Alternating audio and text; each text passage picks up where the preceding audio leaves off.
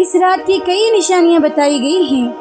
Number 1 یہ کہ یہ رات بڑی ہی پرسکون والی رات ہوتی ہے، شور و شغب نہیں ہوتا۔ نمبر 2 یہ رات عام راتوں کی بنسبت بڑی ٹھنڈی ہوتی ہے، لیکن اس میں آندھی یا اس طرح کی چیزیں نہیں ہوتی، بلکہ بڑی ہی سکینت والی رات ہوتی ہے۔ اسی طرح اس رات بڑی ہی روشنیاں نازل ہوتی ہیں، لیکن آج اس طرح سے لائٹنگ لگائی جاتی ہیں کہ ہم اس کا اندازہ نہیں کر سکتے۔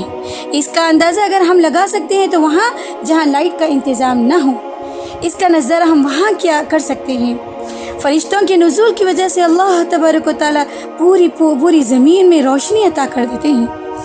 اسی طرح چوتھی نشانی یہ بتائی گئی کہ نہ یہ رات سخت گرم والی ہوتی ہے، گرمی ہوتی ہے اس رات میں، اور نہ ہی زیادہ سردی ہوتی ہے، بلکہ معتدل والی رات ہوتی ہے، بڑی کھلی فضا اس میں ہوتی ہے۔ اسی طرح پانچویں نشانی یہ بتائی گئی ہے کہ جس طرح صحابہ اکرام کو اس رات کے بارے میں خواب کے ذریعے بتا دیا جاتا تھا کہ فلاں رات شب قدر تھی، اسی طرح آج بھی اللہ اگر چاہا تو نیک لوگوں کو خواب کے ذریعے دکھا سکتا ہے۔ اسی طرح بعض مفسرین بندہ قیام کرتا ہے تو اسے اس رات میں بہت زیادہ لذت محسوس ہوتی ہے اگر وہ شب قدر ہو۔ اسی طرح لیلۃ القدر کی نشانیوں میں سے ایک نشانی یہ بھی بتائی گئی ہے کہ جب اگلے دن سورج نکلتا ہے تو اللہ اکبر اس کی شعاعیں اتنی زیادہ تیز نہیں ہوتی جو عام حالت میں ہوتی ہیں۔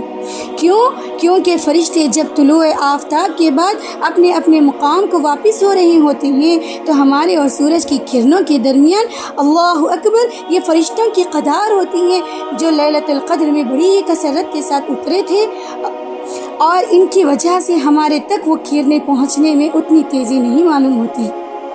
اللہ اکبر۔ اللہ عز و جل اس رات کی تلاش ہمیں اس رات کو تلاش کرنے کی توفیق ہمیں عطا فرما، اور اس رات کو ہم کو پورے خشوع اور خضوع کے ساتھ کمر بستہ ہو کر پورے خلوص للہیت کے ساتھ اس میں عبادت کی توفیق عطا فرمائے، جس کے ذریعے آپ ہم سے راضی ہو جائیں۔